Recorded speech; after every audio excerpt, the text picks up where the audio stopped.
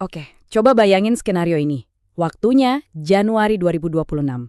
Tiba-tiba pasar saham Indonesia ambruk. Kepanikan terjadi di mana-mana, dan pimpinan lembaga keuangan negara rame-rame mengundurkan diri di tengah malam.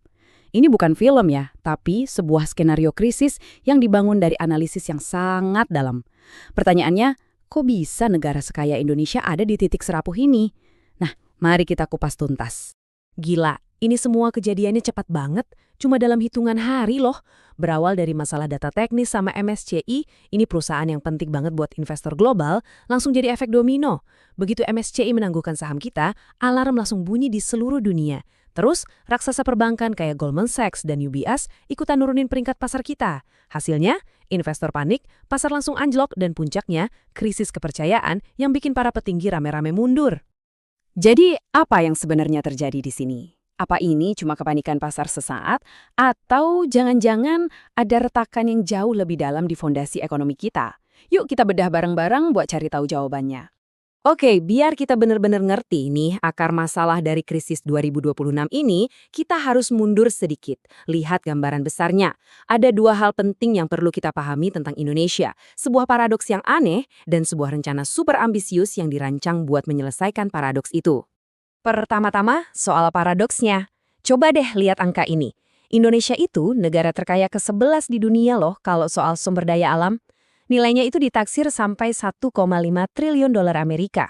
Dari nikel sampai gas kita punya semua. Harusnya secara teori kita ini negara yang makmur banget kan? Tapi ini dia sisi lainnya. 1% orang terkaya di Indonesia itu menguasai 36% dari total kekayaan negara. Ini kan ketimpangan yang wow luar biasa. Jadi kekayaan alam yang melimpah ruah itu ternyata nggak merata sampai ke bawah. Inilah yang sering disebut paradoks Indonesia, kaya sumber daya, tapi masih berjuang dengan kemiskinan dan ketidaksetaraan. Terus gimana cara ngatasin paradoks ini? Nah, disinilah muncul sebuah rencana besar, Prabowonomics. Ini bukan sekadar kebijakan biasa ya, ini sebuah kerangka ekonomi yang akarnya dari konstitusi kita, pasal 33 UUD 1945. Tujuannya jelas banget, negara harus ambil alih kendali sumber daya strategis, melakukan hilirisasi, artinya bahan mentah kita olah sendiri di dalam negeri, dan menjadikan BUMN sebagai mesin pendorong pertumbuhan ekonomi yang super tinggi. Tapi sebagus-bagusnya rencana, tetap harus berhadapan sama kenyataan di lapangan. Coba kita lihat struktur PDB kita di sini.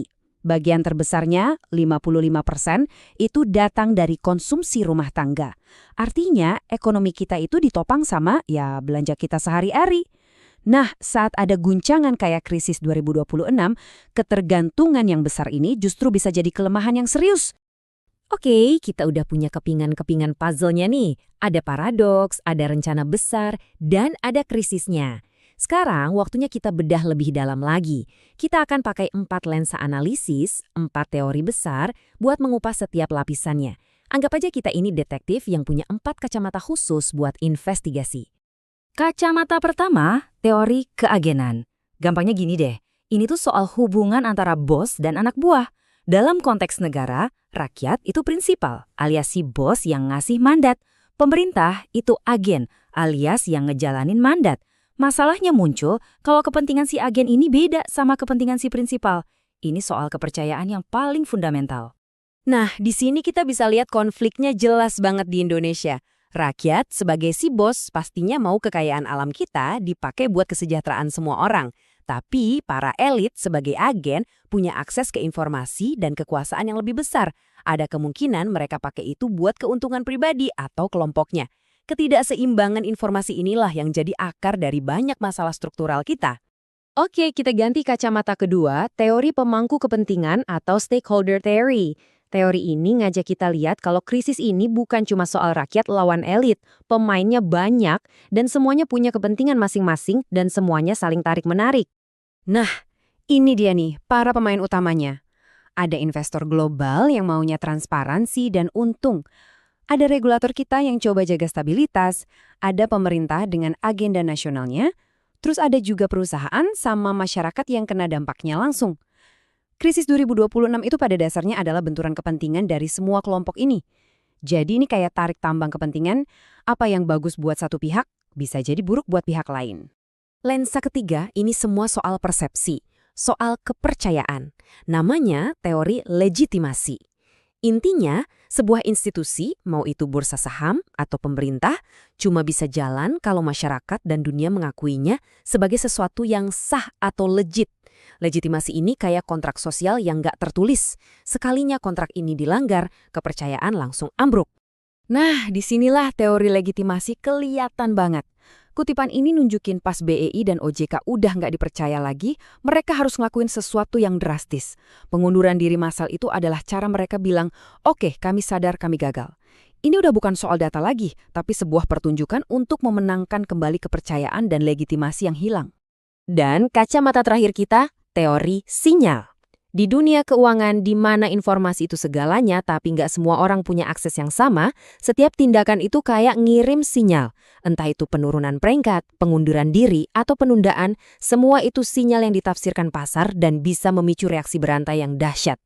Coba kita urutkan lagi gimana sinyal-sinyal ini jadi bencana.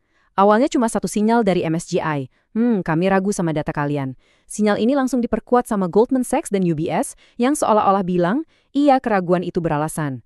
Investor di seluruh dunia nangkap sinyal ini dengan jelas, jual. Pasar pun longsor.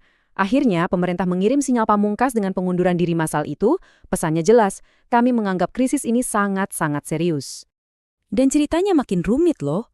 Seakan-akan masalah di dalam negeri belum cukup, di saat yang bersamaan Indonesia lagi main catur di panggung dunia. Dan ini pertaruhannya tinggi banget. Disinilah ekonomi dan geopolitik saling terkait. Jadi pas ekonomi lagi goyang-goyangnya, pemerintah malah ngambil dua langkah geopolitik yang super berani. Pertama, ikut Border Peace di Timur Tengah. Tujuannya biar punya pengaruh global, tapi resikonya bisa ada reaksi keras di dalam negeri soal isu Palestina. Kedua, makin akrab sama Rusia, buat kerjasama pertahanan dan energi. Tapi resikonya bisa bikin negara-negara barat jaga jarak. Ini benar-benar langkah berani dengan pertaruhan yang sangat tinggi. Terus, apa sih idenya di balik ini semua? Strateginya itu namanya multipolaritas. Gampangnya, Indonesia nggak mau milih-milih kubu antara Amerika, Rusia, atau Tiongkok. Sebaliknya, kita mau jadi teman buat semua. Jadi kekuatan penyeimbang yang mandiri, ini adalah upaya buat naikin kelas Indonesia jadi pemain global. Tapi ya itu tadi, permainannya sangat sulit dan berbahaya. Oke, kita udah bongkar semuanya, dari krisis, paradoks, sampai main catur geopolitiknya. Sekarang pertanyaannya, terus gimana nasib Indonesia ke depan? Apa yang harus dilakukan buat melewati tantangan-tantangan besar ini? Kita lihat dulu angkanya. Gimana sih proyeksi ekonomi kita setelah guncangan ini? Pemerintah sih menargetkan angka yang optimis, di 5,4%. Tapi, para analis lebih hati-hati. Mereka memprediksi di angka 5,2%, bahkan ada peringatan kalau pertumbuhan bisa anjlok di bawah 5% kalau masalah dasarnya nggak diberesin. Jelas banget, ekonomi kita lagi di persimpangan jalan. Nah, biar skenario optimis itu kejadian, ada 4 resep nih dari para ahli. Pertama, beresin akar masalah krisisnya. Transparansi data harus jadi prioritas utama. Kedua, agenda hilirisasi harus terus digaspol buat bangun kekuatan ekonomi dari dalam.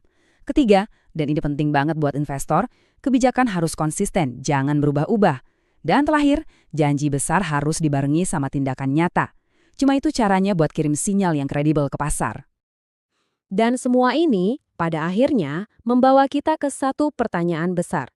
Seluruh cerita ini, dari paradoks Indonesia sampai pertaruhan geopolitiknya, ujung-ujungnya cuma satu dilema.